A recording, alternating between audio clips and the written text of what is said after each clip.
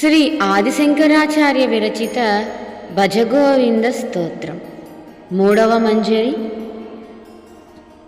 నారీస్తనభరనాభిదేశం నారీస్తనభరనాభిదేశం దృష్ట్వా మాఘ మోహావేశం దృష్ట్వా మాఘ మోహావేశం ఏ తన్మాంసవ సాధివికారం ఏ తన్మాంసవ సాధివికారం మనసి విచింతయ వారం వారం మనసి విచింతయ వారం వారం భజ గోవిందం భజ గోవిందం గోవిందం భజ మూఢమతి.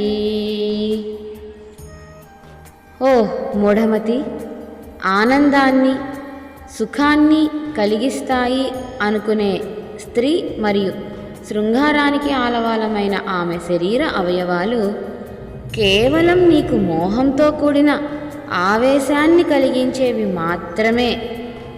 అవి కేవలం మాంసం రూపుతో నిండినవే అని మాటి మాటికి మనసున తలుచుకో. గోవిందనామము ఒక్కటే కడతేర్చున్నది అని భావించు. ఎల్లవేళలా గోవిందుని సేవించు. అందుకని అనునిత్యం అనుక్షణం అన్ని వేళలా అను గోవిందా గోవిందా అని అను.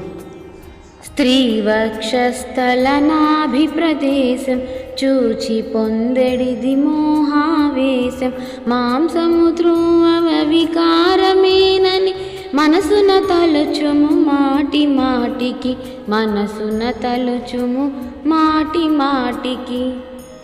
గోవిందనామస్మరణమే సర్వపాపహరణము.